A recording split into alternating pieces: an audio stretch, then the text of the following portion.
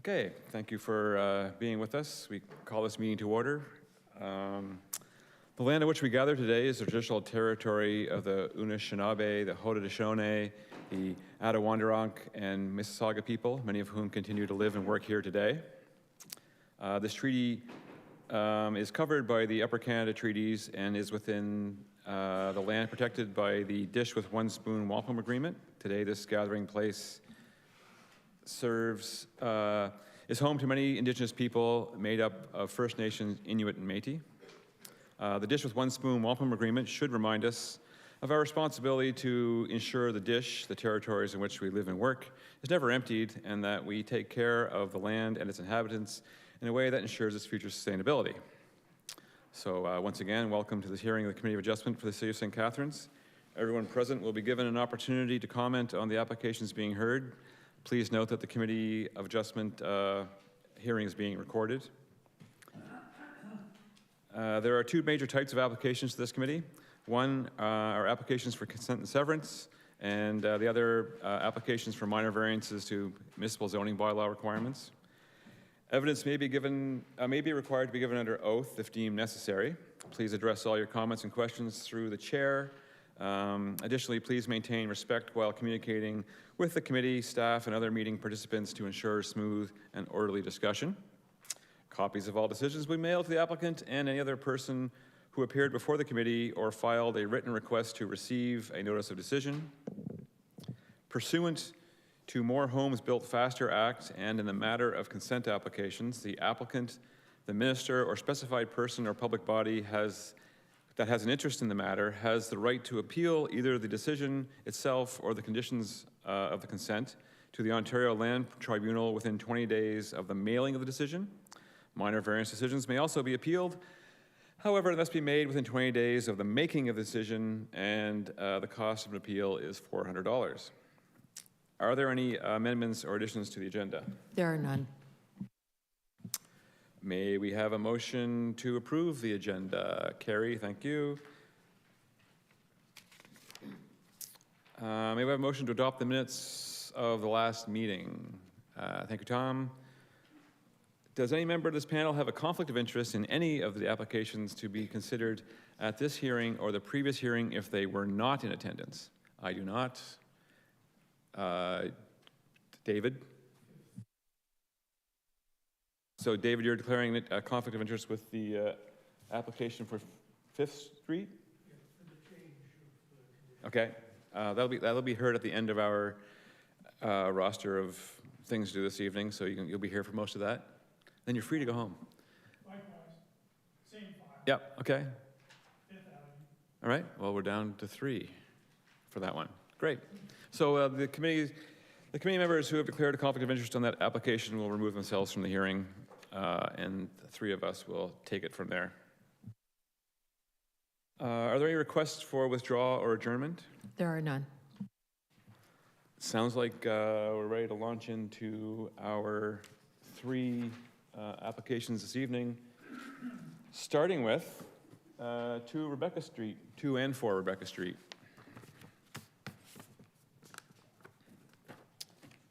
This is a consent application to subdivide parcel, and there are associated minor variances.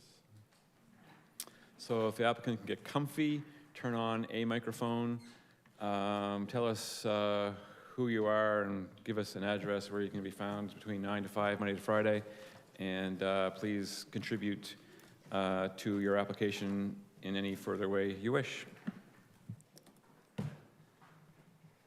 Good evening, Mr. Chair, and good evening to the committee. My name is Darian Ekblad from Daniel & Partners, alongside my colleague Madison DeLuca, appearing as agents for the owners of 2 and 4 Rebecca Street.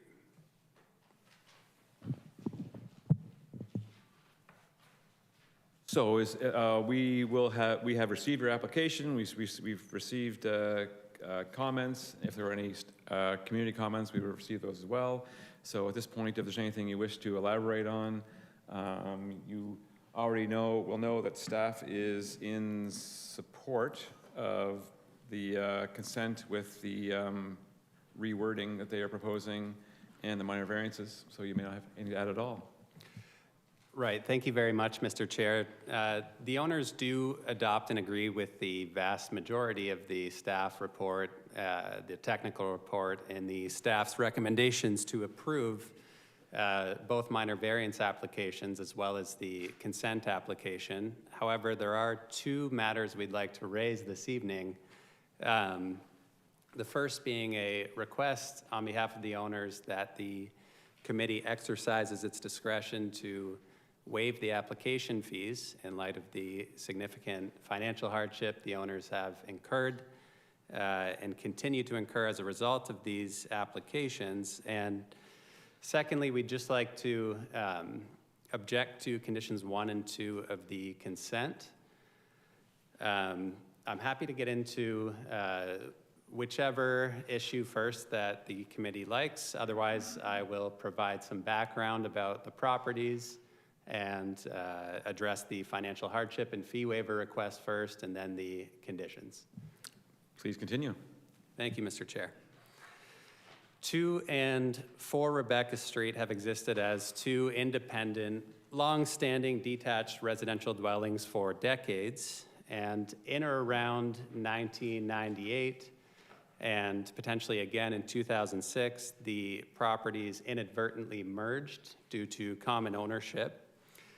The owners' council at the time did not alert the owners to that fact, and the owners were unaware of the Planning Act implications of purchasing two abutting properties.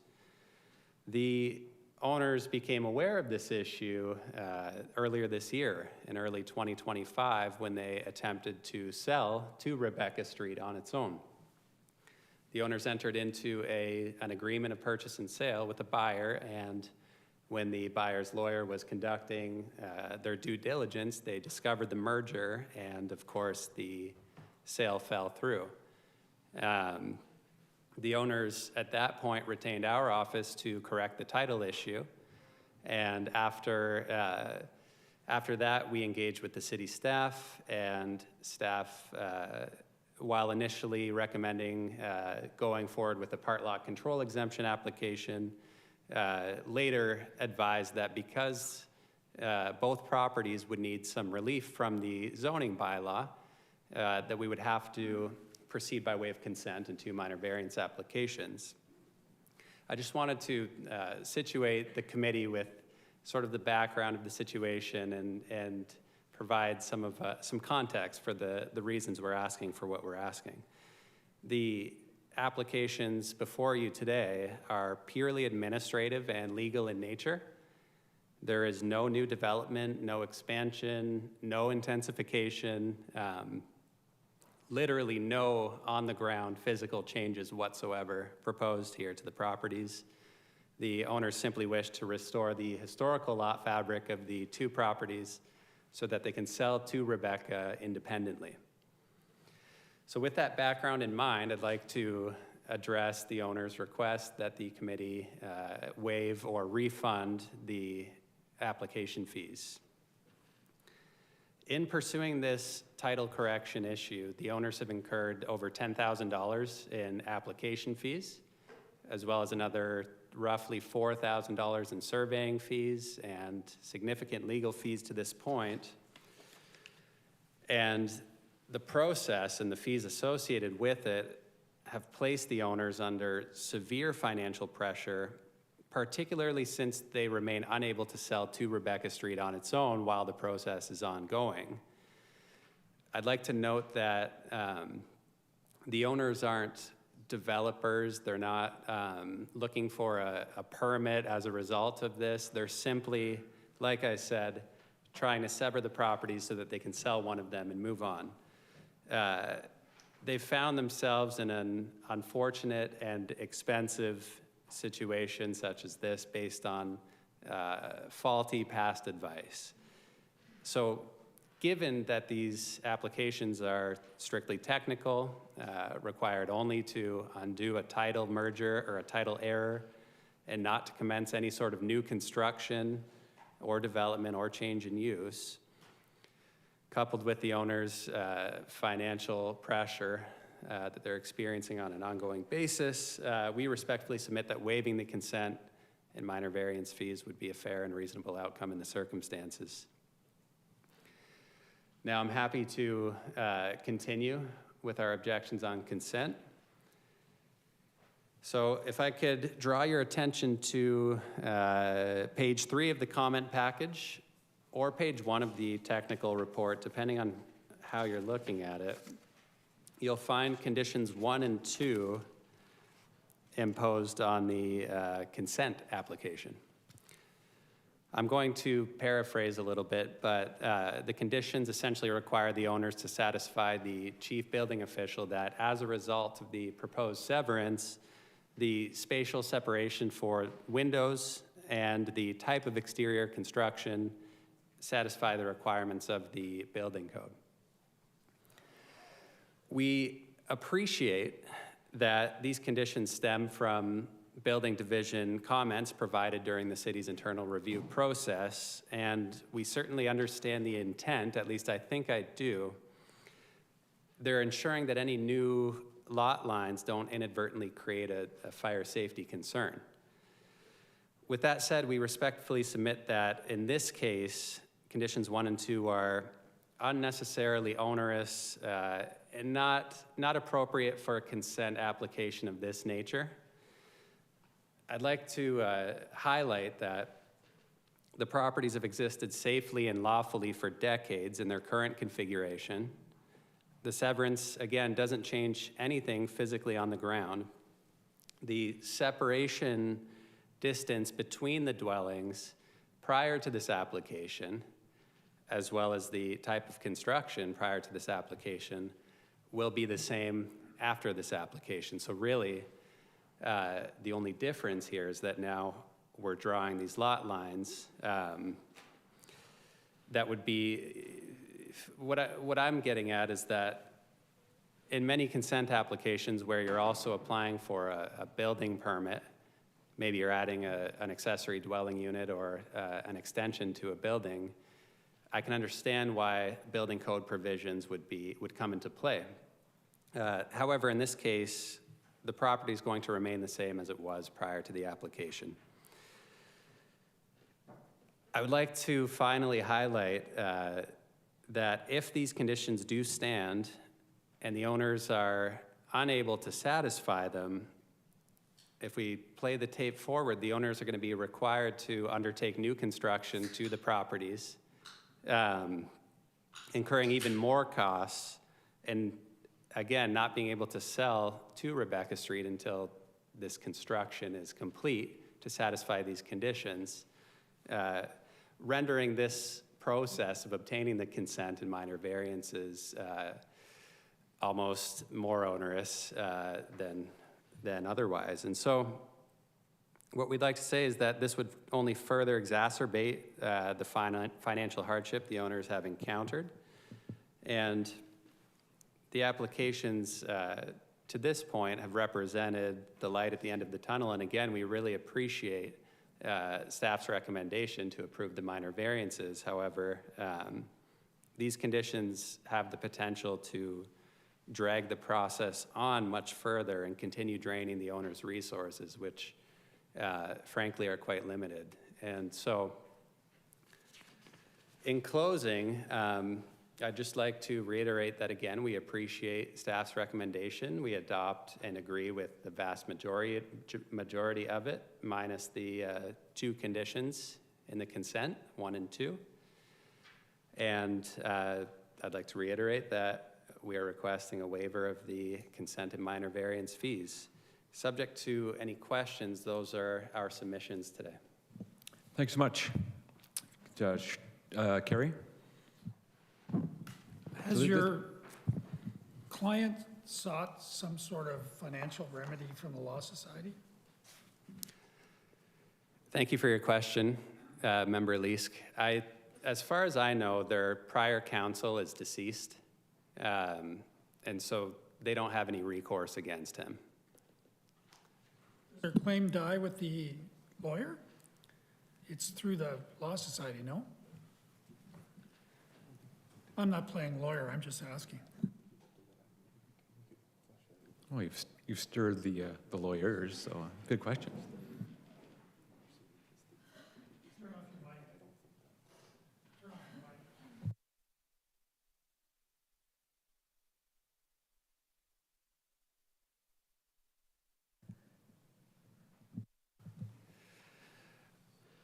We can certainly flesh that out with our client after this hearing, but we don't believe we're in a position to do that at this point.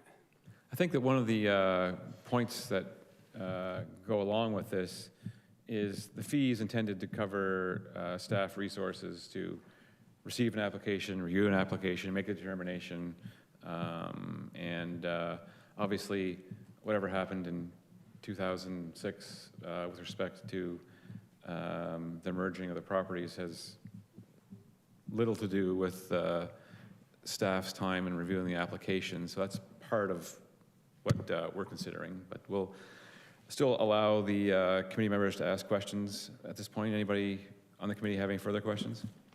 I agree. That's the first time today anyone's agreed with me. Thank you. Maybe the last. Anybody else on the committee have any questions? Otherwise, we'll go to the gallery for anybody. So I'm seeing, yes, David. Are we going to separate the fee from the application? Because otherwise I have a question regarding the application, but not about the fee. So right now, all we have in front of us is an application and staff's recommendation. The applicant has added the fee reimbursement or decrease request, so they're two separate things. So so with that, do you have a question about either one of those two things? Yes, I'd like staff to comment on the request to remove conditions 1 and 2 of the consent.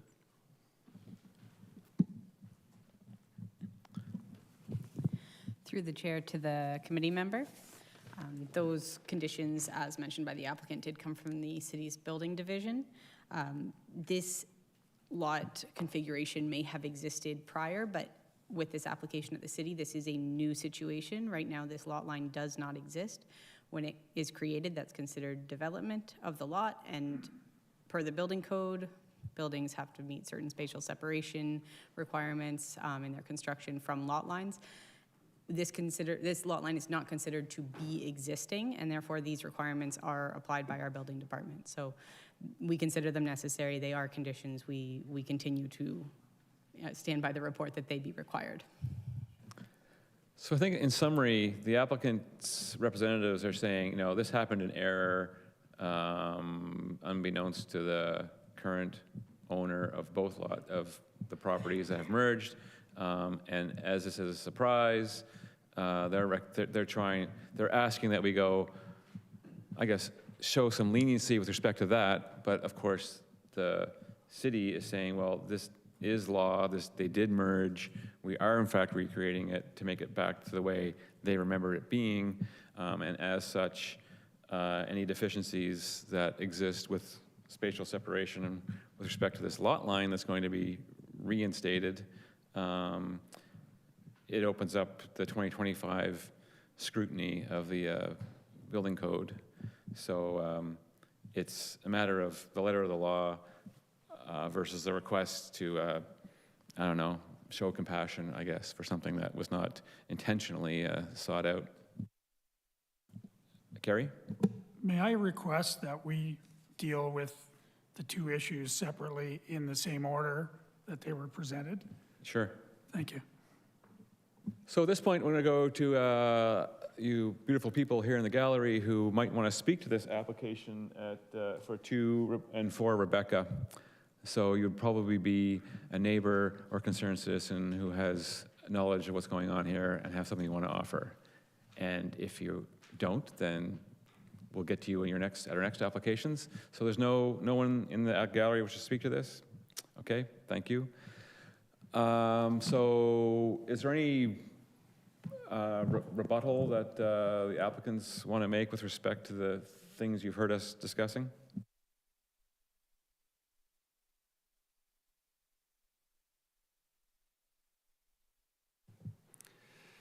Just while we recognize that the consent does create new lot lines on paper legally now, the lot lines of the 2 properties pre-existed in the exact same form that they were before the properties merged. And so I'd just like to stress that while it does create a new boundary on paper, the physical relationship between the houses doesn't change. It hasn't changed. And I'd just like to stress that. Thank you. This is not totally a unique application, although we don't see them very often, so we're familiar. Thanks. Tom?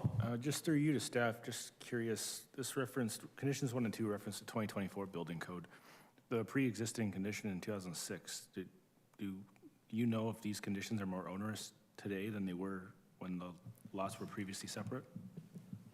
Well, I can comment on the fact that since 2006, there has been 2 new building codes, and they always have a more emphasis on public safety. So I guess one indication is the building code establishes a minimum criteria generally associated with occupant health and safety.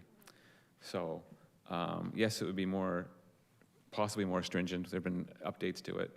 And no, it's not typical that you go back in time to a building code in 2006. It would be seen, because this is a today situation, it would be evaluated on a today building code. I don't know if I took staff's opportunity to say anything away, but anything to add? Nothing to add, Chair, you've got that. Carrie? In terms of, through you to planning, with respect to the spatial separation provisions, are we talking primarily fire hazard as opposed to overlook, or both, or more? I'm going to take that, and then planning tell me if I'm wrong.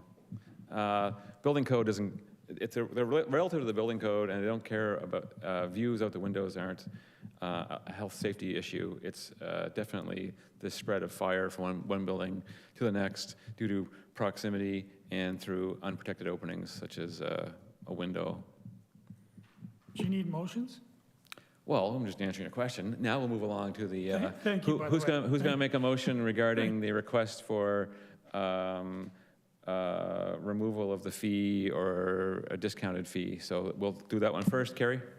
I move that we decline the request for the fee reimbursement. So everyone's happy with that simple motion. All those in favor of the motion to deny the request for reimbursement? Oh, that was unanimous. So now we are looking at the staff's proposed recommendations versus the applicant's suggestion that the committee consider removing 1 and 2 of the consent conditions because they are directly related to the recreation of the 2 lots. Carrie. Following consideration of all written and oral presentations, I move that consent application B1725SC be approved, complete with the 5 conditions, save and except for condition 1 and 2, and various applications A5025 and A5125 be approved as the consents are desirable and compatible with the surrounding area, have no adverse impacts on the surrounding properties, have regard for Section 5124 of the Planning Act, conform with the policies of the city's official plan and zoning bylaw, maintain the intent and purpose of the provincial planning statement, and does not conflict with any applicable provincial plans. And the variances, yeah, there are 2, right? Yes. Are minor in nature, appropriate and desirable for the use of the land, and are in keeping with the general intent of the official plan and zoning bylaw. Thank you. So just for clarity, the motion is read more in favor of what the applicant has asked for than specifically what staff has recommended. Any discussion among the committee members themselves? So in If- plain English, removing 1 and 2 Yeah. as conditions. So all those in favor of the motion? I'm mean. Okay, all those opposed? Your application has been approved with the removal of conditions 1 and 2, and you've been denied the refund of the fee, so it's a half win, half lose. Thank you. Thank you, Mr. Chair. All right, next application. And you all see how this works, so we get to do it all again. This is for 23 and 25 Anderson Street, and it's the same kind of thing with respect to severance to create a new lot with an existing semi-attached dwelling unit for 25, and the existing, and then to associated minor variances. Again, if you could please, the applicant and/or agent, let us know who you are and some address where you can be found, and then please contribute to the conversation. Thank you. Through you, Mr. Chair, my name is Eric Beauregard. I'm with Upper Canada Consultants. I'm a planner, and I am the agent for the applicant, who is Michelle Demeaux, the owner of the subject lands. So we have in our staff report, conveniently, there are 7 conditions that they are suggesting for approval of the severance, and with those in place, they are suggesting approval of the 2 minor variances. Presumably you want to comment on one of the 7 conditions, or maybe you don't. Through you, Mr. Chair, the applicant and myself have reviewed the staff recommendation. We agree with the recommendation and are available to answer any questions that the committee may have. Nice.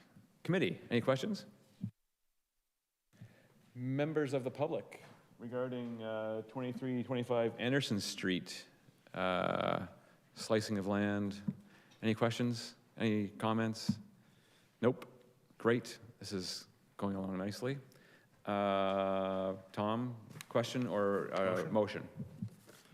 Following consideration of all written and oral presentations, I move that consent application B1825 SC and the 2 minor variance applications A5325 and A5225, as presented in the notice of hearing, be approved, subject to the conditions outlined in the technical report, as the consent is desirable and compatible with the surrounding area, has no adverse impacts on the surrounding properties, has regard for Section 5124 of the Planning Act, conforms with the policies of the city's official plan and zoning bylaw, maintains the intent and purpose of the provincial planning statement, and does not conflict with any applicable provincial plans, and the variances are minor in nature, appropriate and desirable for the use of the land, and are both in keeping with the general intent of the official plan and zoning bylaw. Thank you for that wonderfully worded motion. All those in favor of the motion as read? Great, your application's been approved unanimously. Thank you, as per staff comments. So, 24 Prince Charles Drive, come on down. And 14 Prince Andrew Court. This is another consent application with an associated minor variance to, again, sever, create a lot, recognize existing buildings, etc.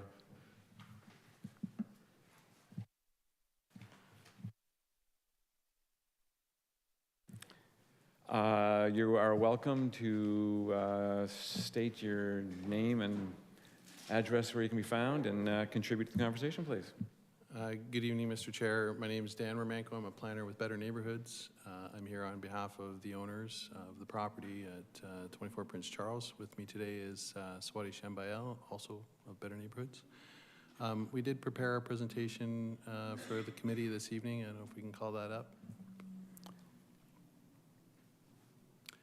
So before I begin, I'd like to state that we have reviewed the technical report prepared by staff, and we are in agreement with the recommendations set therein, including the conditions that were outlined. So Then maybe you don't need to go through your report, but since you prepared it, you can go through it quickly. Their report. So for orientation, the property is located on the corner of Prince Charles and Prince Andrew Court. It's a corner lot, presently served with access off of Prince Charles. Next slide, please. So the property, the site is on the left-hand side is the image from Prince Charles, and on the right-hand side is the image of effectively the rear yard of that property. What you can describe in that image is a large hedgerow to the south of the plot, and then a 6-foot board fence, and then a detached shed, I think, in the rear yard of the adjacent lot behind. Next slide, please. So the proposed consent will create a new lot with an attached, single detached house, and the existing house will remain. We're proposing a bungalow-style lot in keeping with the housing typology within the neighborhood. All the parking is required is provided on site. We're providing sufficient amenity space and architecture to complement the neighborhood. Next slide. So this is the proposed site plan. You can see we've included a driveway over the Bell telephone easement on the south side that can accommodate 2 vehicles. And behind that is a porch off of the dining area with access to the rear yard. We have a front porch as well on the front to provide some activation of the street, despite the fact there's no sidewalk. And we will be seeking variances for the porch and the front yard of the proposed dwelling. But I'd like to point out here that the boulevard is probably about 4 or 5 meters from the property line to the street edge. So it's, and there's a mature tree that's in the city's boulevard that will be maintained as well. Next slide, please. So the front or proposed elevation would be the view from Prince Andrew Court, and the north elevation below would be the image of the house in behind the existing dwelling. Next slide. This is a copy of the consent sketch, which shows the specifics of the requests with regard to those, and better outlines the location of that tree and the relationship to the proposed driveway. Next slide, please. In order to accommodate the proposed development, we're seeking a request for a reduction in the minimum lot area. And in order to support that, we are providing a modest home footprint with about 1,100 square feet, sufficient amenity space at the rear, parking provided on site, and amenity space at the front porch and the side deck. So we've got a reduction in the front yard setback, as I indicated, 0.9 meters, and a similar one to the front porch because it's above 1.2 meters. And then we have a reduction of the rear yard from 7.5 to 3.7 meters. Next slide, please. So the application will optimize what is presently an oversized lot for the R1 bylaw. It'll enhance the street presence along St. Andrew. It'll complement the neighborhood character and provide a range of housing typologies. There's no parking reductions requested. We have sufficient landscape and amenity space, and all of the existing, the significant mature tree out front and the hedge will be preserved. Next slide, please. That is all we have for the committee. I would like to indicate that the variances that we're requesting all meet the 4 tests in the Planning Act under Section 45. And if there's any questions, I'm happy to take them. I was initially alluding to the fact that the committee probably wouldn't need to see the presentation, but realizing that the members of the gallery here are probably for this application, it was certainly beneficial to have you go through it for their benefit. Any questions of the applicant to from the members of the committee? Anybody in the gallery wish to speak to this application? If there's multiple of you, please come down one at a time. And if the first person has spoken about half of the items you want to speak about, obviously you just, the next person would add add to that conversation. So please, come on down, don't be shy. You'll have to come down to the head of the horseshoe. I think there might be a sign there. Turn on your microphone. We also want your name and address, and we are eager to hear what you have to say. Am I forgetting something? No, through you to planning. Upon reviewing a letter that was submitted on behalf of the neighborhood, I notice in number 4, this reference to approving this application could set a precedent for blah, blah, blah. I'm wondering if planning could comment on the concept of precedent as it relates to the Committee of Adjustment, please.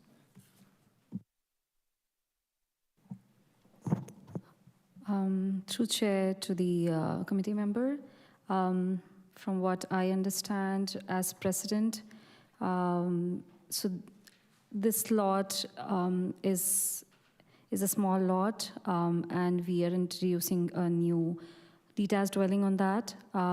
But as we see the impact to the surroundings, it is appropriate to have such kind of development. It is a small house with proper amenity spaces and sufficient setbacks for it to be at the site. So we are able to accommodate the particular request, and I believe. You want to add something? I will add to that as well that I believe what my colleague is saying is the context that this was considered in is in the context of this specific lot, and that all of those considerations were made in this specific context. The decisions made by the Committee of Adjustment are not precedent setting. Any decisions made tonight would not guarantee or directly impact any future decisions of consents or any of the related variances. Every single application to the committee is considered on its own merits. So if the committee were to say yes or no tonight to any of the elements requested, they would not be obligated to make the same decision on a future application. Thank you. So bottom line, one decision doesn't pave the way for subsequent decisions down the road that are coming before the committee, correct? That's what's being said. Thank you. Just thought it was important just to speak to that before we get into it. Thank you. We actually knew the answer, but we like to be able to, for those who might not know the answer, have it said. So yes, please. Maybe I should have said that at the beginning. No, that we know the answer. I'm but just giving some away don't. Yeah, thank you. the intent here. So yeah, it's please, your turn. Name, address, and address the items that you want to. Chair Redden, I admire your enthusiasm and zest to chair this committee. My name is Matt Huber. I'm a resident of Prince Charles. Specifically, I live at 20 Prince Charles, one of the neighboring properties to this proposal. I come here to speak as a representative of other residents in my neighborhood. I will get to this wonderful stack of paper after, but also through the chair to the committee, I do appreciate the opportunity to come here and voice concerns as well. We formally object to the minor variance application for 24 Prince Charles Drive. Let me walk through the concerns aligned with the 4 tests. We believe that the variance is not minor in nature, it's actually quite major. The proposal involves a 32% reduction in lot area, a 51% reduction in rear yard setback. 51% of anything is more than half. That is, to me, if somebody took half of my paycheck, half of my dinner, because I like to eat, half of anything, this is more than half. That's substantial. The level of reduction leads to overcrowding of the lot. There's differing opinions on what that is. We have, quote unquote, an oversized lot by the applicant's resources, or I'm not sure what the appropriate term is, planners, council appointees. But through city staff, I'm hearing that this is actually a undersized lot. Insufficient outdoor space for future occupants, increased privacy concerns for adjacent homes, reduced green space, and potentially negative drainage impacts. This is a major deviation, not a minor one. The impacts are material and would alter the character and livability of the surrounding area. When we have raised walkouts that are right at the property line, this impacts the privacy of others. It does not maintain the intent and purpose of the zoning bylaw. The subject property is zoned R2, not R1, as I understand it, which is intended to ensure the appropriate spacing between buildings, adequate lot size, and rear yard depth. Livable, safe, and private conditions for residents. It looks like some of these residents are potentially going to lose some of their privacy. By permitting such a drastic reduction, the application undermines the core intent of the bylaw and opens the door for over-intensification, especially on undersized lots, which I'll take the city as fact, that were never intended to support this level of density. It does not maintain the intent and purpose of the official plan. The City of St. Catharines' official plan prioritizes compatibility with existing neighborhood character, protection of privacy, sunlight, and access to open space. This proposal introduces greater building bulk, reduced separation from neighbors, less functional and private rear yard space. It is not compatible with the existing built form or streetscape. It erodes the low-density residential character that this neighborhood was designed to preserve. It is not desirable for the appropriate development of the land. Finally, approving this variance could set a dangerous precedent, although through Member Leask, this may not, but I will stay in our group's opinion here. Subdividing more lots below minimum standard, increasing density inappropriately in low-density areas, adding pressure to limited street parking, removal of mature trees and permeable surfaces. I will comment that one large mature tree has already been removed from the yard. Understanding that the city tree is not going to be removed, I appreciate.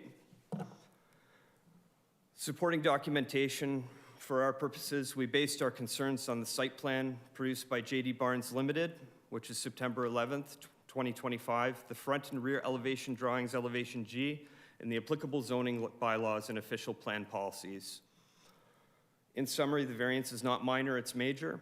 It does not meet the intent of the zoning bylaw, it does not align with the official plan, and it is not desirable for appropriate development.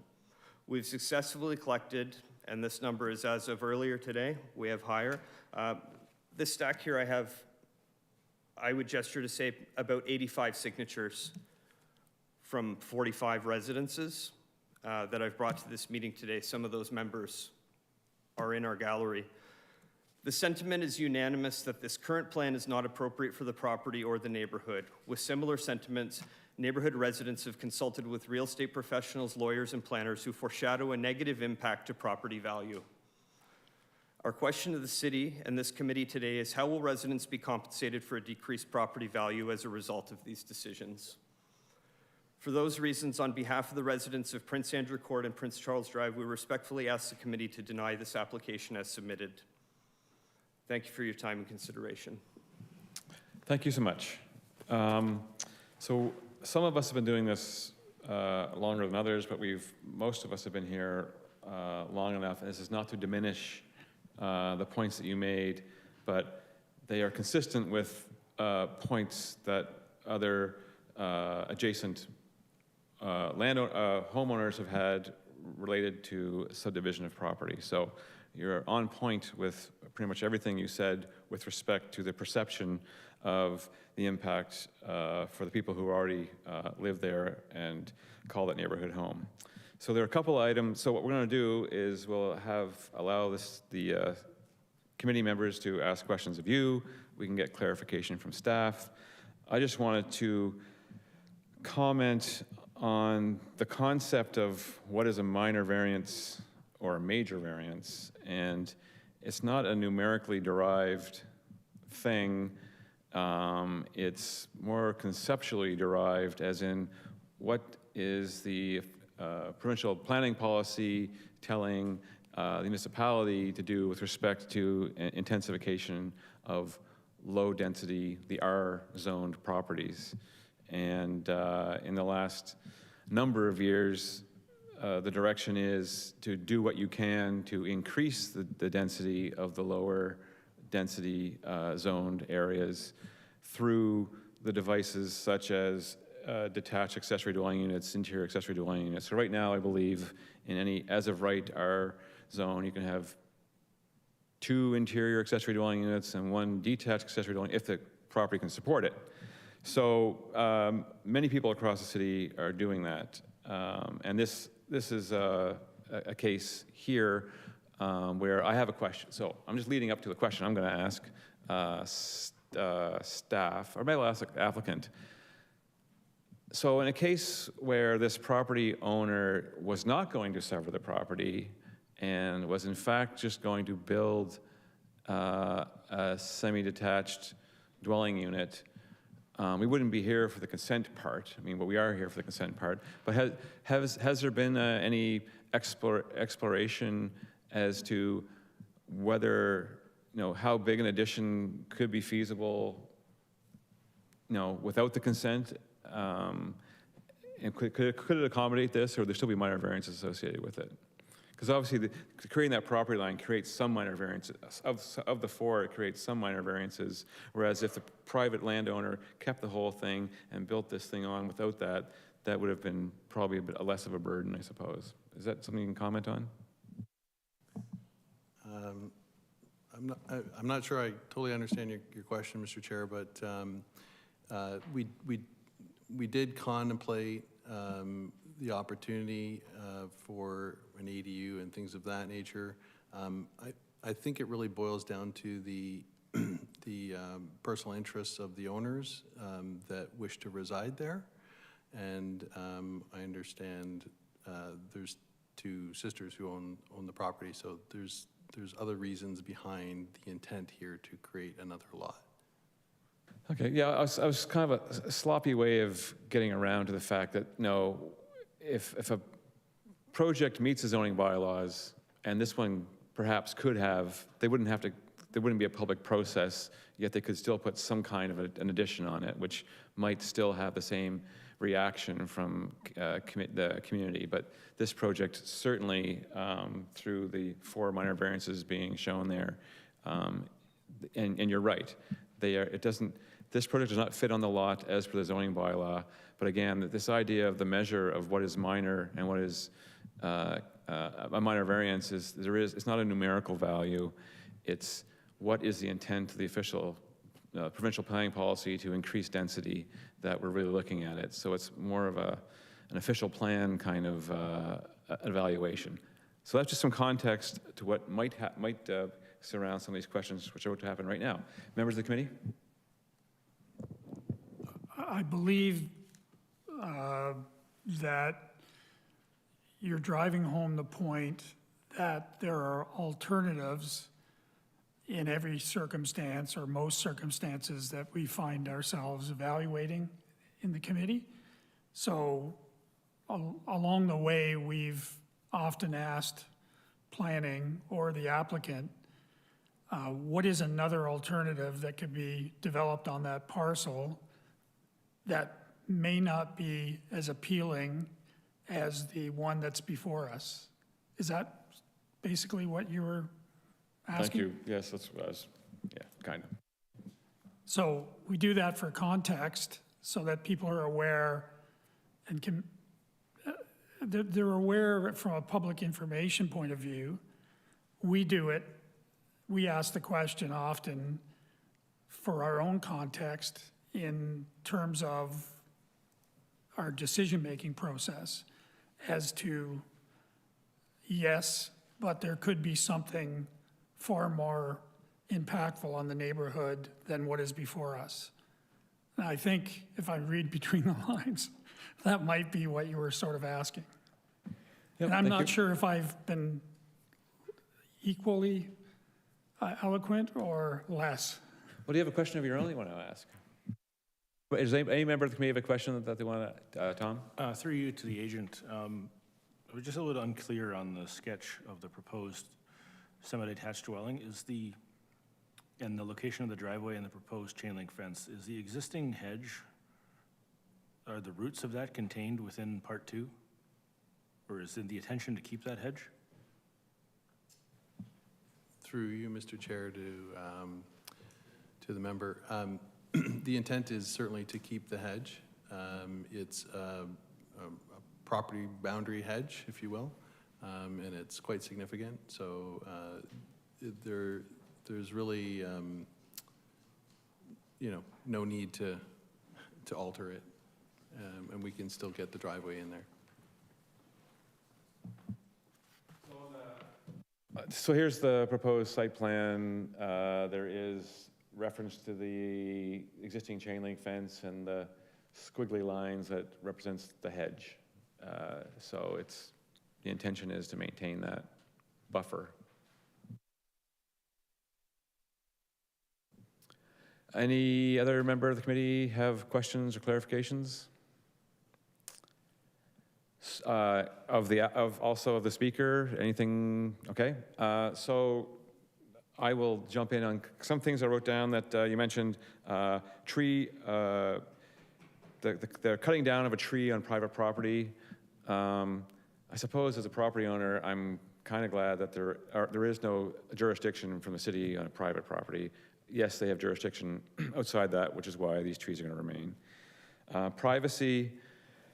It is jarring when something new happens in our neighborhoods after years and years of being familiar with the context that's there now. But there is not really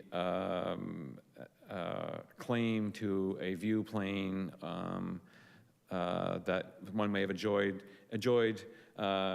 previously to that would prevent someone from developing their own property. But there can be consideration for overlook and that sort of thing, and we have done things like suggested that windows in the rear are minimum or to a minimum. But and the other thing I talked about was property value. That's a tough one. My understanding is, generally speaking, that development does not affect property value. Dare I say, it might even contribute to it. But the jury, I will concede that the jury is out on whether every development has an impact on property value. And obviously, the fact that you have collected a petition of 85+ people does provide us with a sense of the significance of public opinion on this property, which is what this discussion is all about. Mr. Chair, if I may offer some clarity here. I believe the plan makes way for a primary residence and an accessory dwelling unit, correct?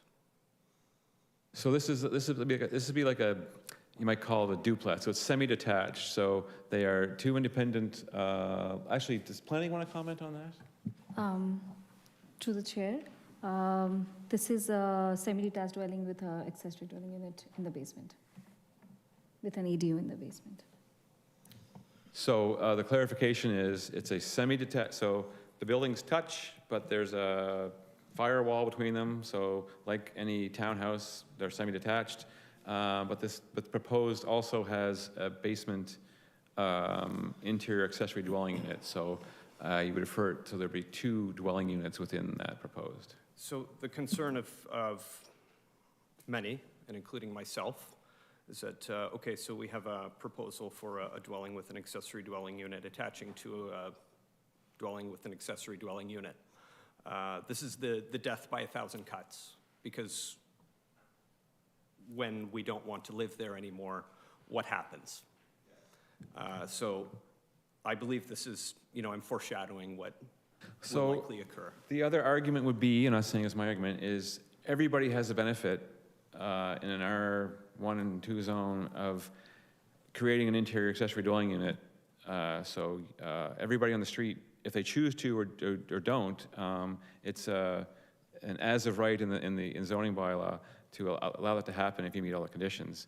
And that could benefit a family member living there. It could be income.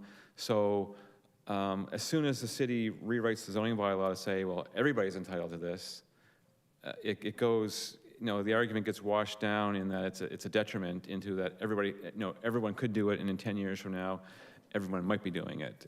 Right now, many people are doing it. So it kind of dilutes a bit that argument because it's seen as a benefit to anyone on that street and in that zone. Respectfully, I disagree.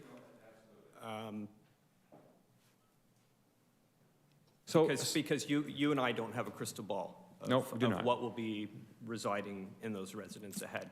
We don't know whether they like to work on cars in the middle of the night. We don't know if they own 6 cars and now occupy, so Prince Charles. As far as the traffic impact goes, you can't park on there during the day, but you can park on the Circle. You can park on Prince Andrew. So now we have, a potential, I'll call it quadplex for a better lack of terms. Now we have, each unit has 3 residents, all have a car. Where would you gesture to say they are parking?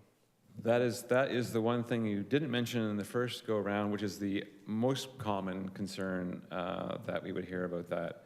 Now, the argument that would have been presented in the application and used by planning staff would be that the dwelling units, the accessory dwelling units are smaller. They're intended to be one-person occupants. It's suggested, therefore, that these people may not have their own car, and there's consideration for the fact that there's a close proximity to public transportation, et cetera. So there is, within the review of these kinds of applications, there's consideration for we're not providing big enough space for 4 people to live in. It is to be subservient to the main dwelling unit. But you're right. Well, it's a human rights issue as to you can't select who's going to be living there, whether it's people. So parking is always an issue. We are a car-reliant society, and it's unfortunate that's what we choose to do, but it's a reality. So ultimately, in case there's anybody else behind you who wishes to speak, if you want to summarize anything or give up your seat to someone else, I think you've contributed to the conversation and you've been heard. We appreciate it. Respectfully, to you, Chair, and through the Chair to the committee, I wish to put on record that this is not a personal matter. This is a concern for the future of my neighborhood. We do not always get to decide who we sell our properties to or what our individual futures hold. But I do believe that the concerns of our group are extremely legitimate. I believe that, again, I've used the term death by 1,000 cuts, that I sincerely believe that there will be future issues here that will be challenging to mitigate. Once this door is open, it can't be closed. Thanks so much. Appreciate it. Thank you. Appreciate your time. Will there be anyone else from the gallery who wants to add on to some of the comments that were made? I can assure you, as I said previously, we are familiar with the concerns, and that is part of our decision-making process, however it finally goes. So appreciate you participating by being here this evening. So, is there any, from the committee members, are there any other points to be made or clarifications to be had? Otherwise, I'll allow the applicant to provide any final comments regarding any issues brought up by the speaker. So, committee is done. Applicant, the last word. I'm not sure I have much to add, Mr. Chair. I can appreciate and sympathize with the neighbors' concerns. It's, a question of change in their neighborhood. We have to grow as a community, so this is gentle infill, intensification, and I think it represents good planning. But that's all I think I can add. Great. Thanks so much. All right, committee. Someone want to volunteer to give us a motion to vote on? If you don't volunteer, you're appointed, and no one likes that. Okay, David, thank you.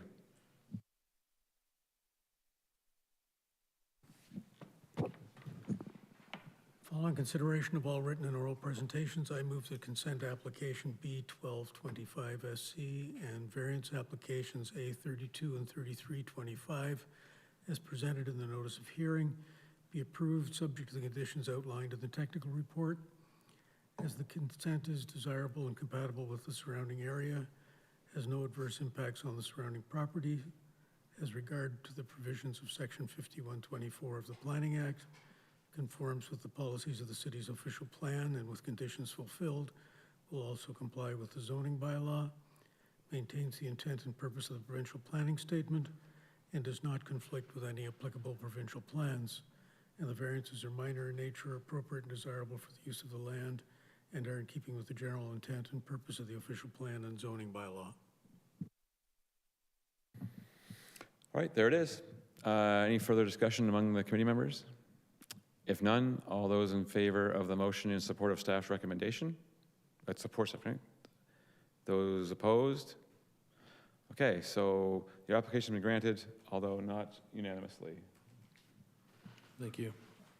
So, again, it may not, I'm sure it's not the way you wanted it to go out there in the gallery, but there is an opportunity, there is not an opportunity to appeal. Right, okay. Thank you.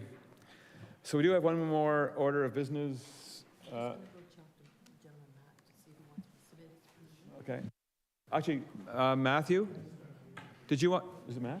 Matthew, did you want to submit your petition to us as a formal submission?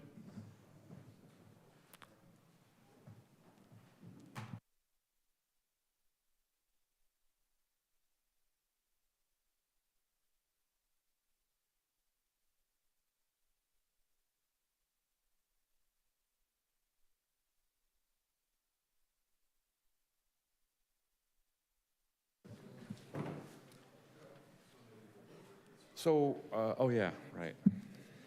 Don't leave. Signatures are required.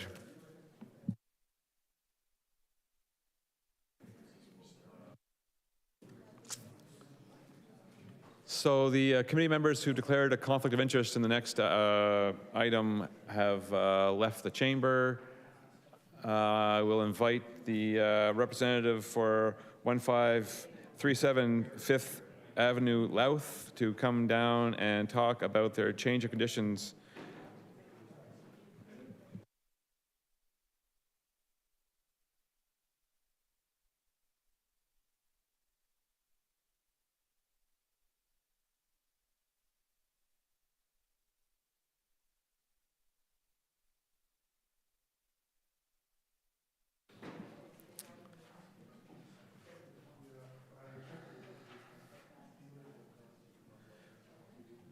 If we can get control of the hearing again, please.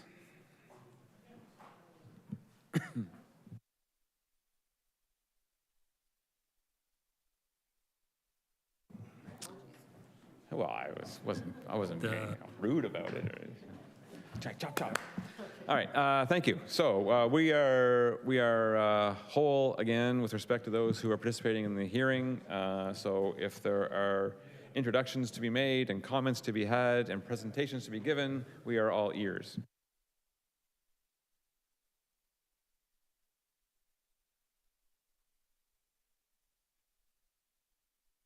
Thank you. I am senior counsel with the law firm of Sullivan Manny located at 40 Queen Street in St. Catharines. I appear this afternoon on behalf of the Huseman family with respect to item 9 on your agenda. I appear with Mr. Brad Huseman and planning consultant Mr. Ethan Lehman of Upper Canada Consultants. With your permission, I propose to open our submissions. Later in my submissions, I'd like to call on Mr. Lehman to offer a planning opinion, followed by Mr. Huseman, who will, he wishes to offer some personal remarks to the committee, and I then propose to close our submission. You will have in hand, as part of your agenda package, my letter of August the 13th, 2025, which initiated this request to your committee, and there are exhibits attached to it. You will recall that an application was brought before this committee seeking approval for consent to sever a surplus dwelling at 1537 Fifth Avenue Louth in order to facilitate the convenience of a farm located at that address to Mr. Huesman to be consolidated with his own farm immediately to the south on Fifth Avenue. This committee granted the consent as applied for against the recommendation of the Planning Department. That decision was appealed by the City of St. Catharines to the Ontario Land Tribunal. However, the City Council, prior to any hearing, withdrew its appeal, and the appeal file at the OLT has now been closed, leaving in place your decision back in earlier in this year. The decision rendered by this committee was subject to 6 conditions.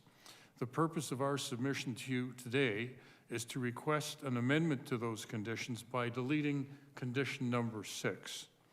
Condition number 6 reads as follows, and I'm now quoting: the rezoning of the remnant parcel to agriculture only, A2, to preclude its use for residential purposes in perpetuity.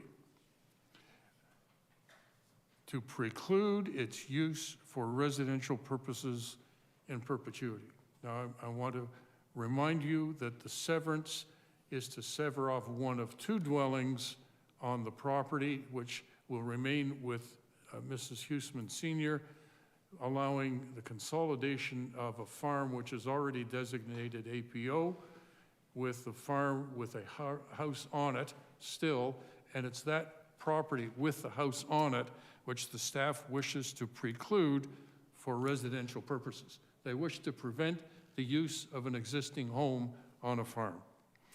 As you are aware, the Planning Act, subsection 5323, permits, and I'm quoting again, the council or the minister, as the case may be, and you replace the council or the minister, may change the conditions of the provisional consent at any time before a consent is given.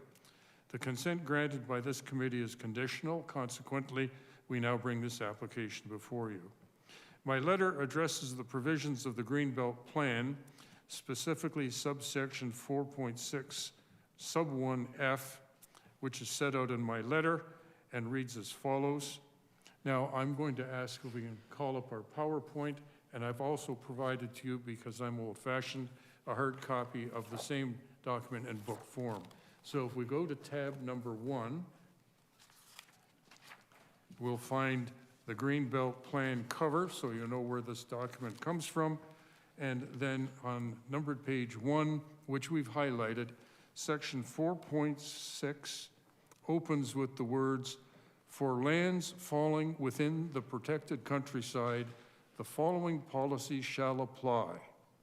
Number 1, lot creation is discouraged and may only be permitted for, scroll down to paragraph F, the severance of a residence surplus to a farming operation as a result of a farm consolidation on which a habitable residence was an existing use, provided that, and you go over page, I've highlighted subparagraph 2, the planning authority ensures that a residential dwelling is not permitted in perpetuity on the retained lot of farmland created by the severance.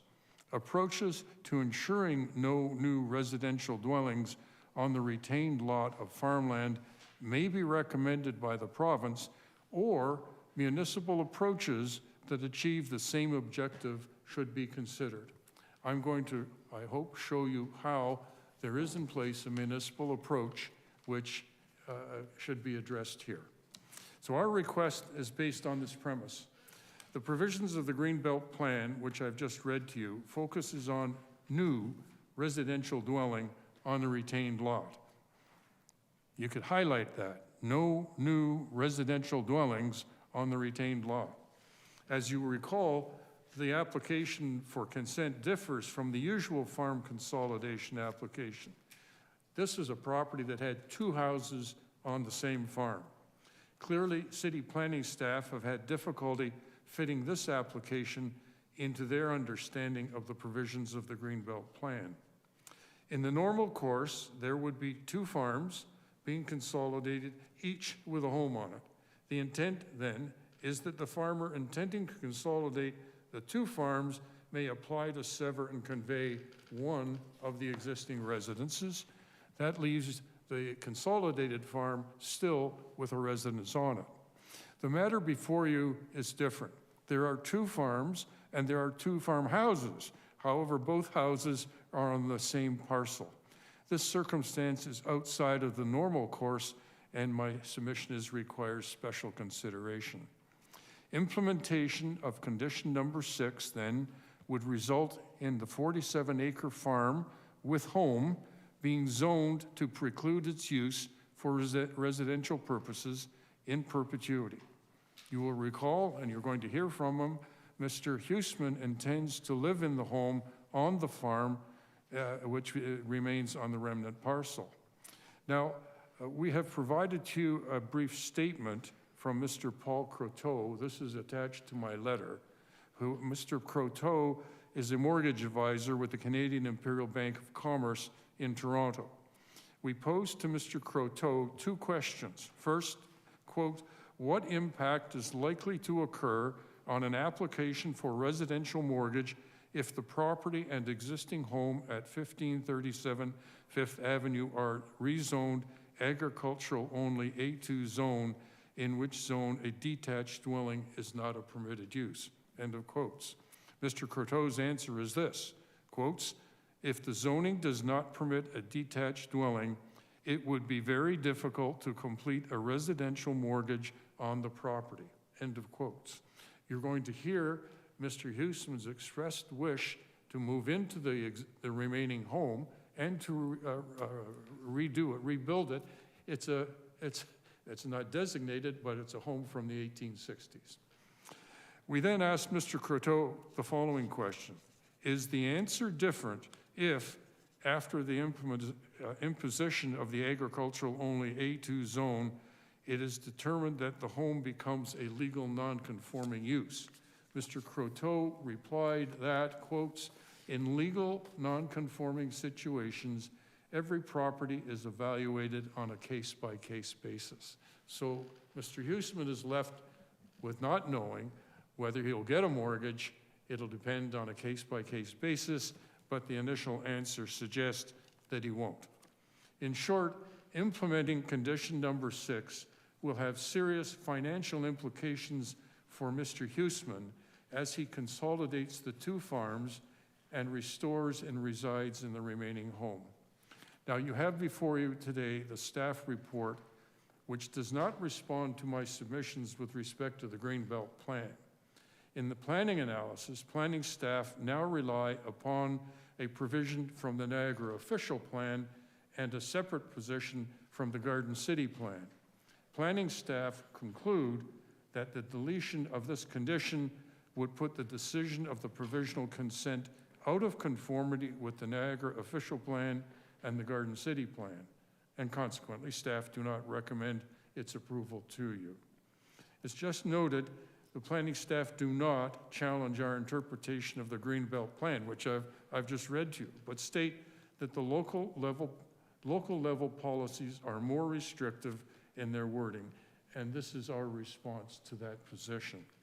I've provided to you in the exhibit book and the PowerPoint the provisions of the Greenbelt Plan and the Greenbelt Act. So we've gone through section 4.6.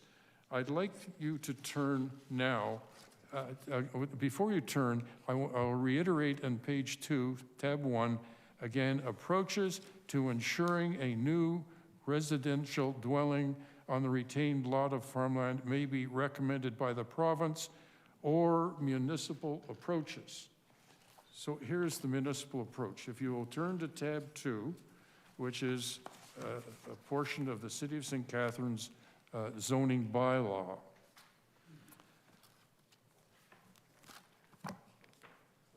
If you turn to it's page 4 after the title page to the bylaw, you will find a general provision, number 2.3, entitled Buildings on One Lot.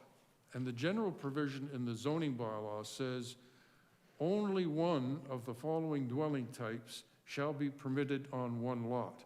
A, one detached dwelling.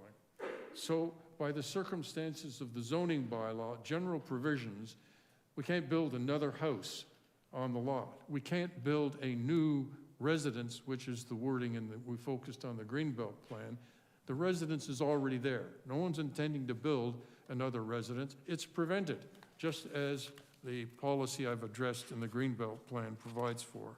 And then if you turn to the next page in tab 2, this is section 11. Can you go back? There we are. Oh, it's on the second page. There we are. This land is zoned A1, and we've highlighted the use in 11.2, permitted uses, dwelling detached. It simply underlines further that the current zoning on this property does not permit another dwelling. The dwelling that's there is permitted. We can't build a new residence as the Greenbelt plan intends. I'll come to the conflict between the Greenbelt plan and the official plans in just a moment. But my submission to you is the intent of the Greenbelt plan is being met. There is a municipal methodology. It's the zoning bylaw, which says we can't put a new residence on that farm. It's prevented. We don't need to be zoned agricultural purposes unless, as the staff report says, they wish to prevent residential there altogether. Now, I'm going to deviate from my remarks for a moment and tell you that before bringing this request to your committee, we consulted with staff with respect to alternatives, how we might solve this. My client, as you'll hear in a moment, desperately wants to get going with this consolidation. And I'm going to share with you his 5-year plan for that consolidation. Staff said, well, maybe we could zone the whole farm APO except for the house. We could leave the house and leave it zoned A2. There'd be a question of how big an area that should be. 1 acre, we've got to allow for septic field and so on. But that goes against the very recommendation they're making. Now they're saying you don't have to zone the whole property. You only have to zone enough so that we can say we zoned it APO. But that's not what the policy they're quoting says. It says you can't zone it to allow a house. So that's why we ended up here not following perhaps a practical solution by agreeing to zone part of the property as APO. So we then went to the Greenbelt Act, which applies here because we're in the Greenbelt Plan. If you could turn to tab 3 now, Madam Secretary Treasurer. Tab 3 contains provisions taken from the Greenbelt Act, not the plan. I'll come to that in a minute. The Act. The first page is the opening page of the Act, just to show you where we've taken these provisions from. The sections I wish to refer to are found in the following pages. So I've highlighted section 6, sub 2. The title to the section 6 is Content of the Plan.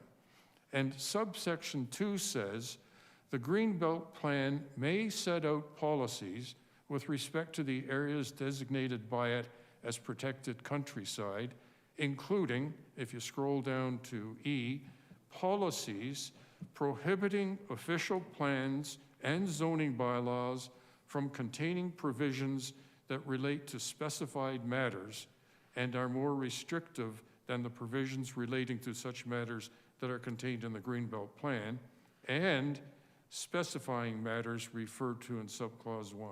So the Act contemplates that there may be more restrictive provisions in the Greenbelt Plan, but it says related to specified matters. And I'm going to come in a moment to what is specified in the Greenbelt Plan.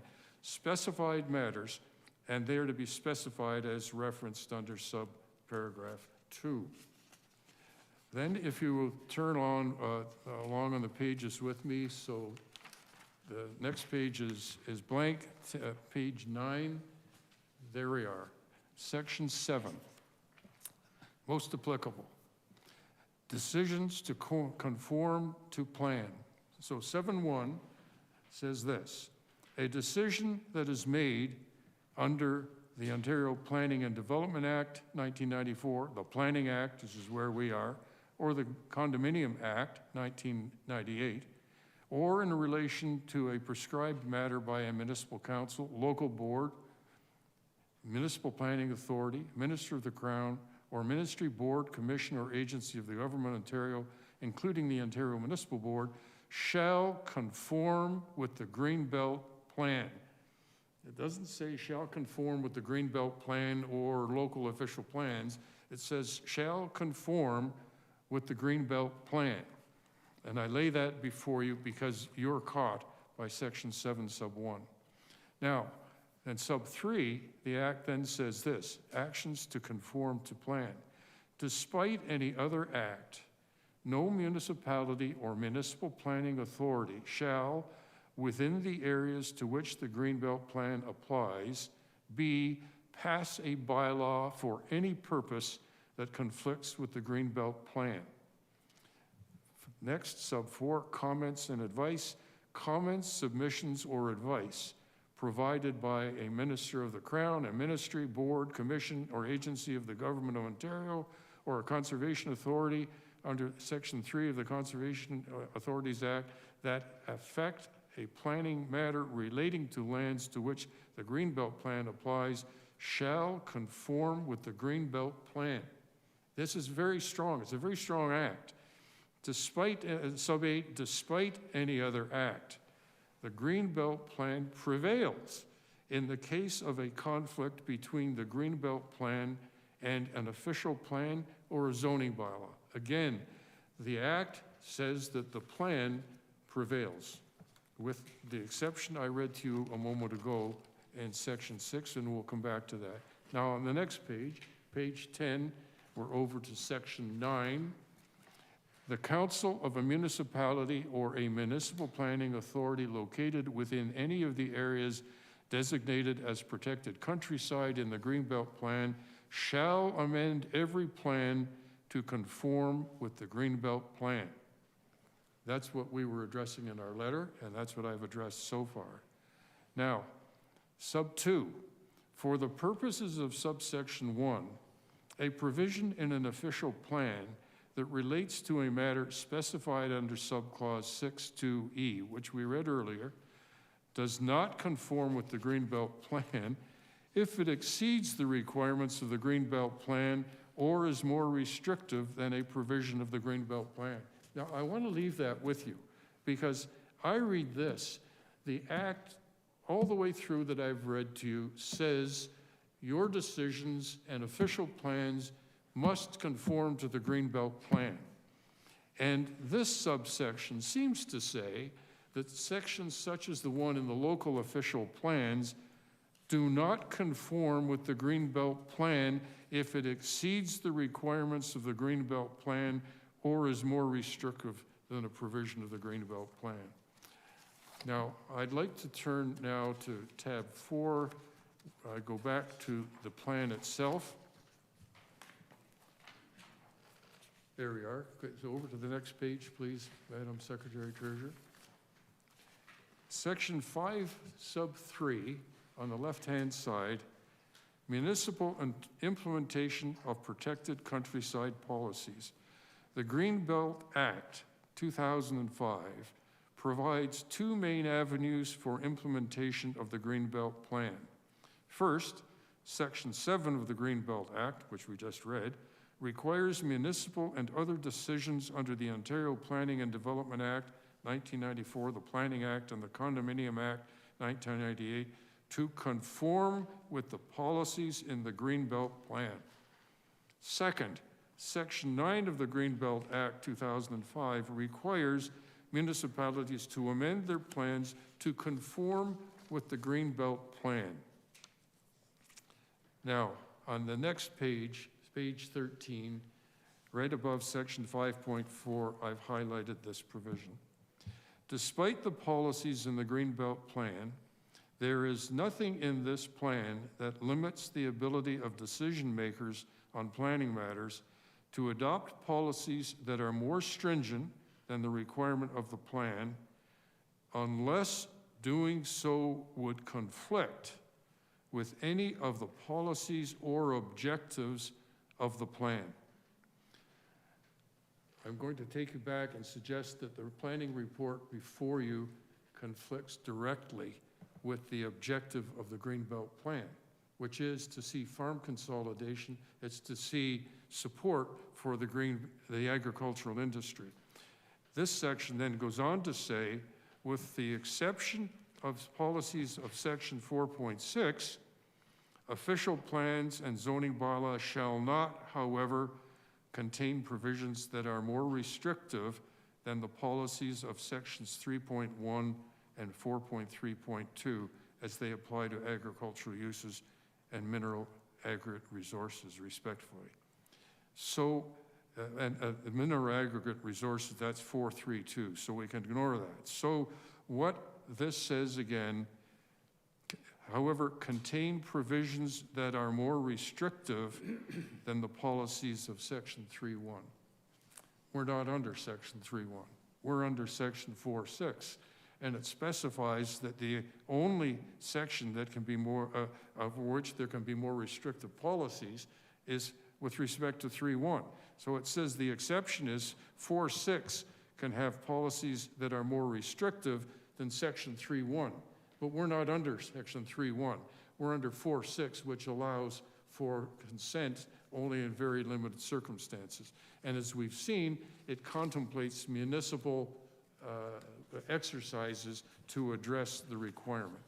Now, I'd like to pause there and ask Mr. Lehman if he could address to you his planning opinion very briefly, followed by Mr. Huesman, and then I'll wrap this up if that's acceptable. Mr. Lehman? Sure. So the policies in section 3.1 of the Greenbelt Plan guide the overarching goals of the Greenbelt's agricultural system. So the subject lands are designated specialty croplands, where the plan promotes and protects all types, sizes, and intensities of agricultural uses in normal farm practices and supports a full range of agricultural and agriculture-related uses. These lands are also part of the agri-food network, where the plan encourages municipalities to sustain and enhance the agricultural system and long-term economic viability of the agri-food sector. That includes supporting access to local food and promoting the sustainability of agricultural and agri-product businesses while protecting agricultural resources and minimizing land use conflicts. The intent of these policies is to secure the long-term strength of the agri-food system, to keep farmland productive, encourage farm consolidation, and give farmers the flexibility to adapt and invest. A key part of that vision is the municipality's role in creating conditions where agricultural businesses can thrive and in avoiding land use barriers that make farming less viable. In this case, the intended outcome of the Greenbelt policy requiring the rezoning of the remnant lands has already been achieved, and the additional rezoning requirement introduces an unnecessary barrier to active agricultural use and investment, which is contrary to the overarching intent of the plan. It is not the intention of the Greenbelt Plan to rezone the farm parcel that retains a dwelling. What the Greenbelt Plan refers to as the remnant parcel, that is the one requiring to be rezoned, is the parcel left without a dwelling as a result of the severance. The policy ensures that a new residence cannot be constructed on that vacant farm parcel.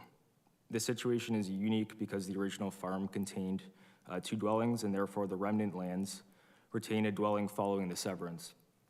Nevertheless, the application also involves a second farm parcel that is already zoned to preclude residential uses. So while the prohibition on new dwellings does not technically apply to the remnant parcel, the planning outcome is functionally identical to what the Greenbelt Plan envisions: one farm holding with a residence and the other that is zoned to prohibit a dwelling. Therefore, the additional rezoning requirement does not advance conformity with the Greenbelt Plan and actually creates unnecessary barriers that could hinder the viability of active farming operations, which is contrary to the overarching intent of the Greenbelt Plan.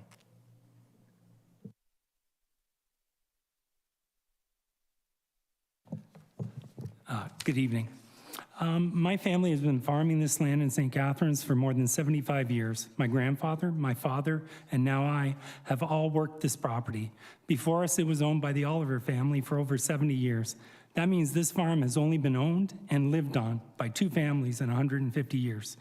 a remarkable legacy of stewardship and contribution to the local community.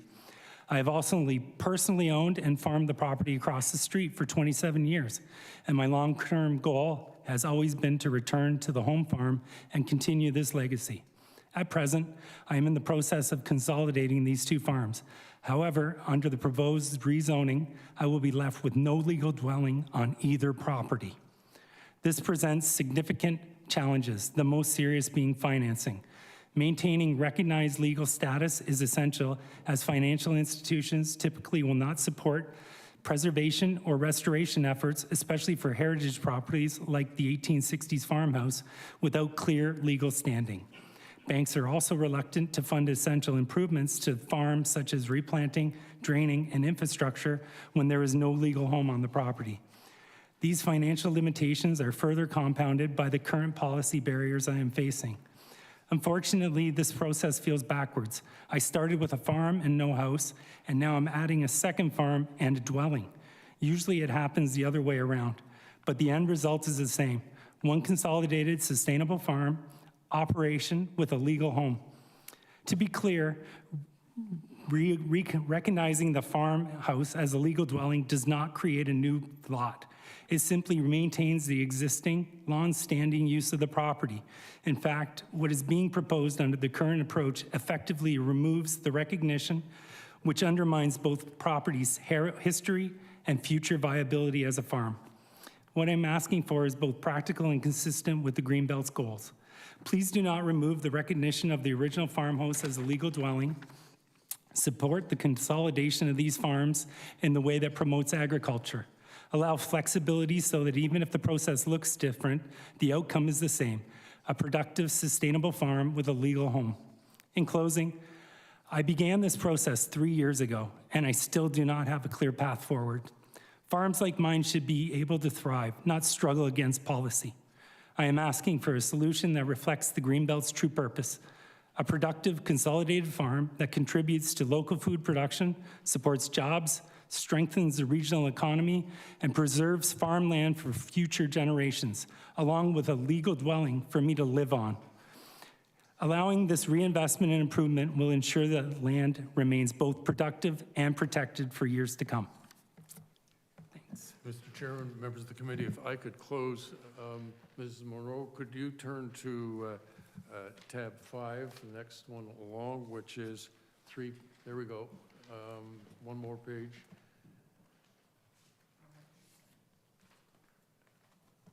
There we go. These are the policies that Mr. Lehman referred to. I'm not going to read them again, but you will see in on the left-hand side, specialty crop area policies, the words which you've heard again from Mr. Huesman: normal farm practices shall be promoted and protected, and a full range of agricultural uses, agriculture-related use, and on-farm diversified uses are permitted based on provincial guidelines on permitted uses on Ontario's prime agricultural lands. So if I could now turn to 6, tab 6, well, what I'm going to ask you to do is to flip through it to the very last page. Tab 6 was an exhibit when we prepared for the OMB hearing. This is Mr. Huesman's 5-year plan. The first page, 5-year plan, Mr. Brad Huesman. He's intending to invest in reestablishing this farm, the home farm, the one that we're dealing with 2 homes presently. Their 18 acres of grapes have been removed. He wants to replace them and rejuvenate them. So if you go to the very last page, it's page 44, very last page in my book, you will find this statement. Can we keep going? There we are. Therefore, total cost to plant all of the current open land, 18.25 acres on the farm, would be $1,063,208.50, and it will take 7 years from the time of approved severance for all vineyards to come into full production. That's why Mr. Huesman's reference that it's taken him 3 years to get this far. This is what protecting and promoting farmland is all about, And that's the policy of the Greenbelt Plan. And so I'm saying to you that in fact, the Greenbelt Plan, which I say holds sway here, and we're complying with it. We're doing exactly what the Greenbelt Plan wants. And to that end, then I'm asking that the committee delete condition 6 from its decision on this severance. Thank you. It's like a mic drop here or something. Okay, thank you so much for that in depth. I'm curious, I don't know, does the representative of city staff want to comment any further on the city's position, or it is as we know it? Yeah, I'll provide a little bit more.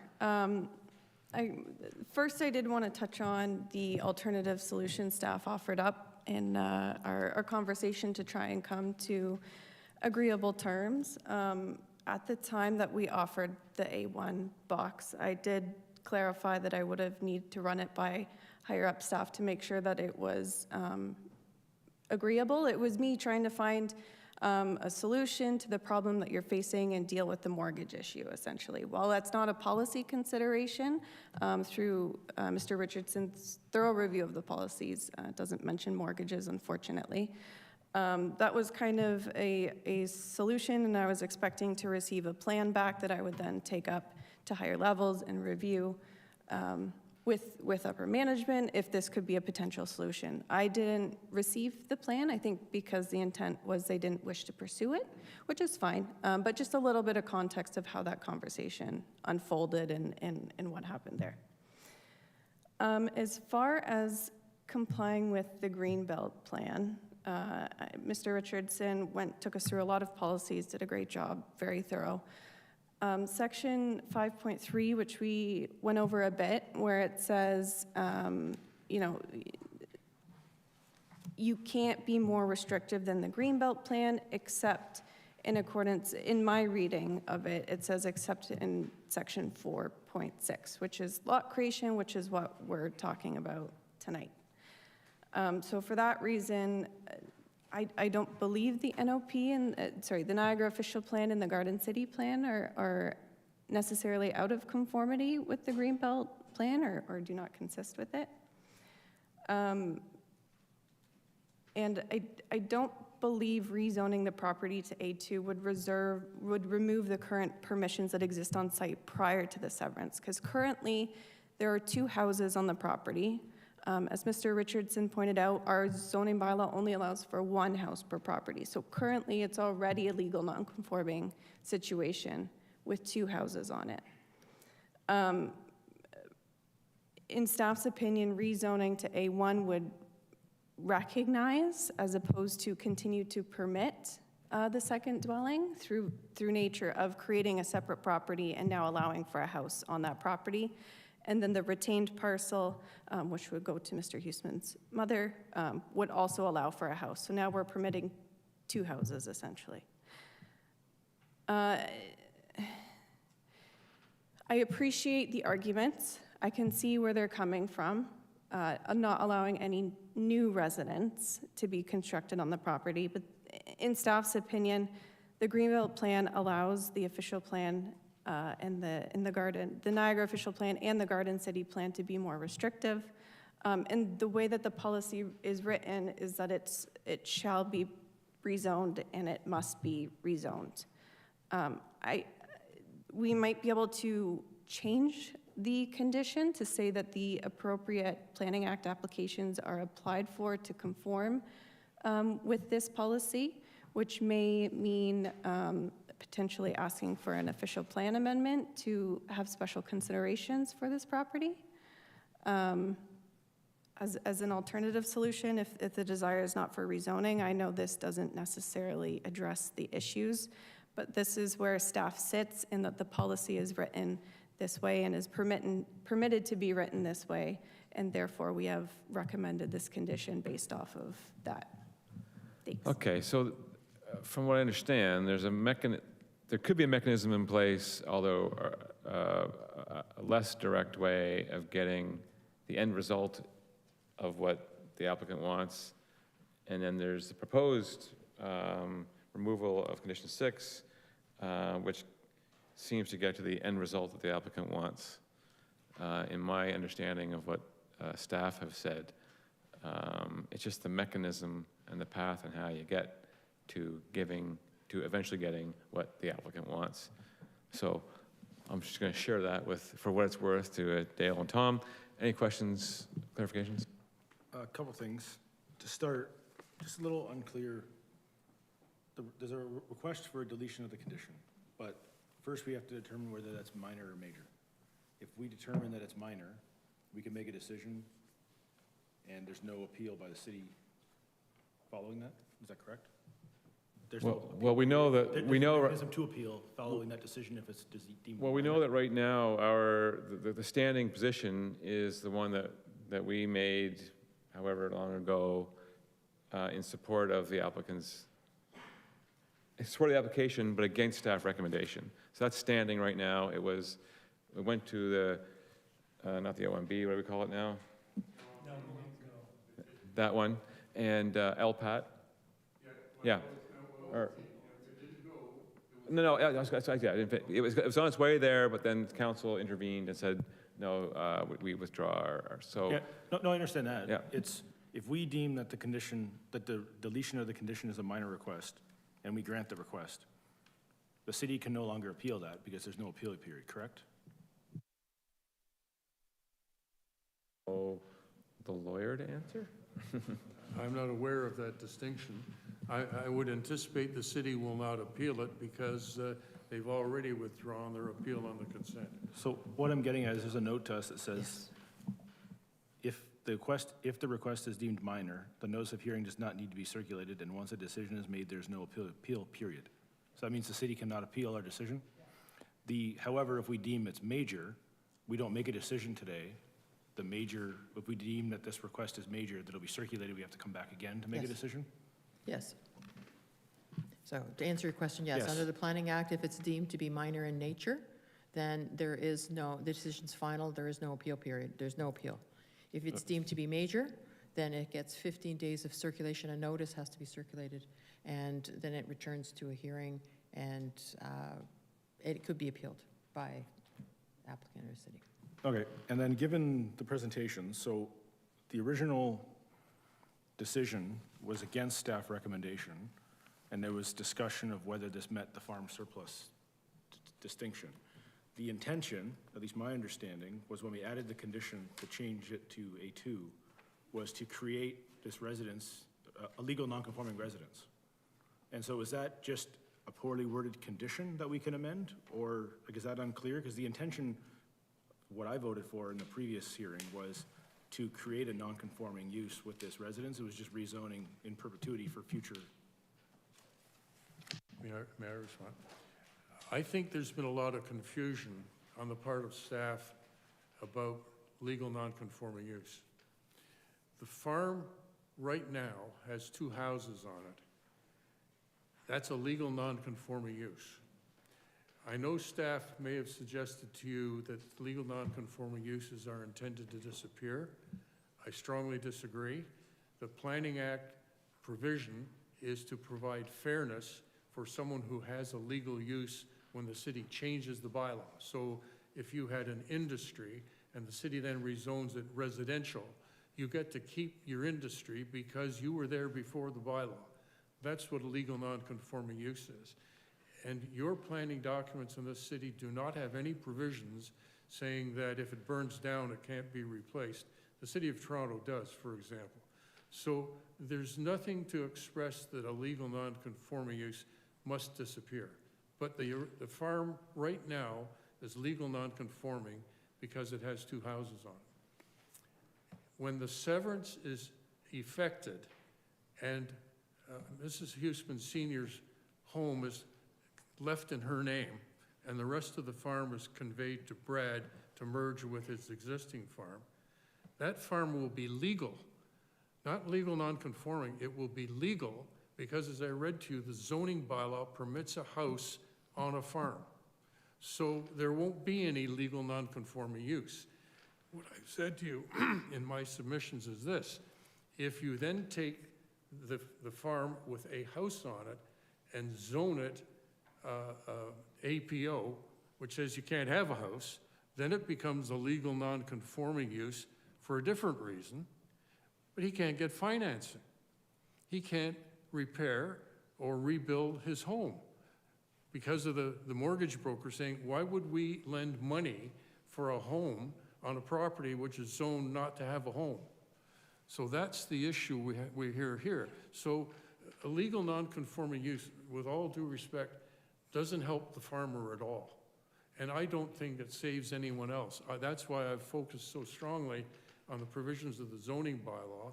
It's the zoning bylaw that says you can only have one house. And the Greenbelt plan doesn't say no houses, it says a new house. We're not putting on a new house. There won't be a new house. But legal non-conforming for the farm doesn't help. It affects his financing. I read to you his 5-year plan. He wants to invest $1 million, and that doesn't include the home, the renovations of the home. That's strictly to bring the farm back up to full productivity. And every time we say, well, let's make it legal non-conforming, we add another impediment to his ability to raise funds to make this a fully productive farm. That's why I say so strongly here, and I don't always make presentations this strongly. But the Greenbelt plan is, the policy is to encourage agriculture. That's what he's sitting here trying to do. And what he's being met with constantly is policy. The policy, well, we've all forgot the policy that we want to promote and encourage agriculture, and that's what he's doing here. And the end result would be exactly the same as it would if it was the standard consolidation with two farms, each with a house. You sever off a surplus dwelling on one, you end up with a consolidated farm with one farmhouse. And that's what will happen here if your decision on consent is effected. You will have a consolidated farm with one farmhouse. Exactly what that policy contemplates. Dale? Greg, Master Chair, so in a sense, what he's saying is we're basically impeding regularization of the property in a sense, like making it conform to what is Well, that's what I was standard. trying to get to with my initial comments, where in the end, it sounds like there's a longer path of policy gymnastics that the city has proposed that they think will get the farmer to where they can get to now if we are to consider this request.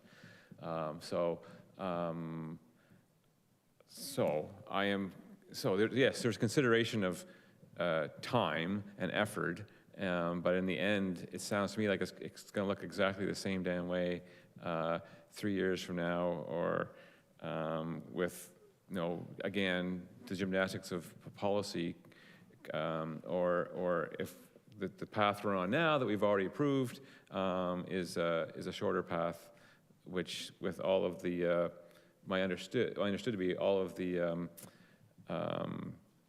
not benefits, but again, it seems like the property's going to arrive at the same point, regardless. But we're already on a path to get them there quicker, more quickly. Is that how you understand it? Basically, avoiding bureaucracy by pushing it in the direction of regularization, by just acknowledging that it's the same end, really. Yeah. Yeah, but I want to make sure that we're not omitting any part of the process. It's just that of the two processes, this one here seems, as been described, has legitimate standing and references to everything that's in here, and can get them there an alternate way with the benefit of being quicker. So they're still going through this process. It's been 3 years into it. So that's my understanding of the two sides that we've heard today. If there's any clarification from the presenter. No, I agree with what you're saying. I just want to underline this. The recommendation that you have from staff before you doesn't offer any alternative. That's something that's come up today. The recommendation before you is that this property be rezoned to prohibit a residence. So there is no other alternative right now. But if there is, then that puts I don't want to, It sounds wrong, it's an expression. It puts the lie to the recommendation, because then staff is saying, well, all right, you don't have to zone it to prohibit a home. There may be another solution. So either the policy requires that you zone the property to prohibit a home, or it doesn't. And I'm saying to you that there is already in place what's needed for a zoning bylaw. That's all. Tom, any final? Just to follow up, so my understanding is that with a legal non-conforming use, you could rebuild and repair that. And so this was just, there was a couple parcels. This one happened to be A1. The condition recommended by staff was if we did go against their recommendations to make this A2, which would make everything in the area A2. The city could come back, I assume, in the future and through a new official plan, rezone this A2 anyway and make this a legal non-conforming use. So just clarity on the legal non-conforming part, because I thought that if we're rezoning this property, the property can remain as legal non-conforming, you can rebuild and repair that as you would as you could maintain any other legal non-conforming use. We'll let the applicant respond. Can I ask a question, just to kind of muddy the water more? Because Don't muddy the water more. well, when I started this, like, I own the property that doesn't have a house on it, it was fine. I don't understand why it took so long to sever one house off of the farm that had two. The problem was it was non-conforming because there was two. You sever it off and then it's right. I was under the impression that it would stay A2 and I would have a house and a farm that couldn't have a house. If we just leave it alone, everything's fine. It's the new zoning change that's causing all this problem, isn't it? That's right. I don't understand why we're trying to change it when everything, it all just ends up, all we really had to do was just remove the surplus dwelling. Two houses that were built in the 1800s that it never really mattered that they were there. Like back in the day when agriculture was, you didn't need an extra house. But now I need to finance a house. I need to finance a plant. Now everything's changed. And now I'm just spending time trying to get financing and a place to live. So I'm gonna own 80 acres and nowhere to legally live in St. Catharines. And it's kind of upsetting. No, that came through very clearly in the initial, and you are entitled to to comment on that. So appreciate it, thank you. One of the two of you are going to be making a motion, so. Just briefly, understanding, can staff provide context as to why the request to rezone this was made as a condition in the first place? Yeah, through the chair to the committee member. Through the review of policy, yes, the Greenbelt says no new residential buildings. The thought, and then the Niagara official plan says that the remnant parcel must be rezoned to preclude residential development. And then the Garden City plan policy says that it must be rezoned to preclude residential buildings on the property. To be clear, it's got its, legal non-conforming status of two houses on one property. I fail to see how, because we've created a lot line, now we've solved the problem. Like, I understand that one residential unit is permitted per property, but ultimately, we're through a Planning Act application now, we are creating two separate lots, whereas right now we have one lot with two houses. And ultimately, the condition was included because of the way, the policy is written, which is to say no new residential buildings no residential buildings in perpetuity. I just don't see how we get around that when the wording is so strong. To staff's alternative recommendation, the thought was potentially we could look at an official plan amendment to make an exception for this property, but, you know, again, this is trying to come up with solutions, we'd have to look into if we could even support something like that. So that's not even necessarily a guarantee at this point. But ultimately, they're betting on us as a they're asking us to be a solution as well, this meeting, this hearing. Yeah. It's in our purview to, that's why we're hearing it. Through the chair, yeah. So they're asking the committee to make a decision on the condition. Staff have provided you with our recommendation on their request, and it is up to you on what you would wish to decide for the request. So we're doing our job to the fullest when there are, when there's gray area. We're hearing, we have a report, we have another report, we have this opportunity to clarify what each report, where they're coming from. I feel like I've come to that point where I can make a decision once there's a motion, but it's important that all three of us are as comfortable as that. So what'll it take to get there? I move that we approve the request to delete condition 6 for application B1324 SC. We probably need to justify our, As it is minor. probably on justification, it's minor in nature. You're saying that with that. We want to make sure we have everything captured. It's yeah, minor I in mean, nature. Minor, but you can. I move that the request to delete condition number 6 is minor and that we approve the request for application B1324 SC. Is that clear enough? Okay, that's deemed to be clear enough. So for clarification, your motion is in favor of the applicant's request to delete condition number 6. All of those in favor? Those opposed? Your application to have your change of condition has been granted.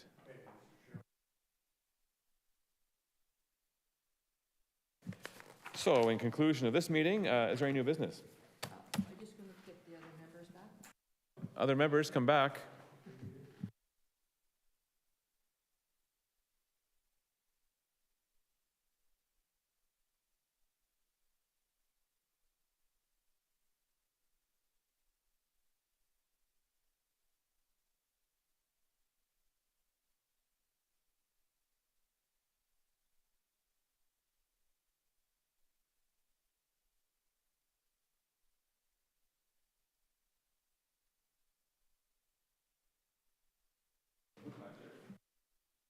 We need to do a motion to new business. There is no new business.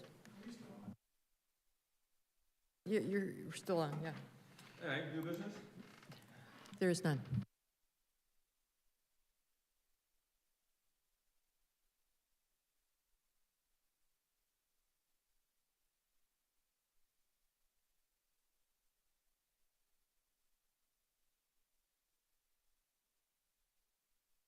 Recording stop.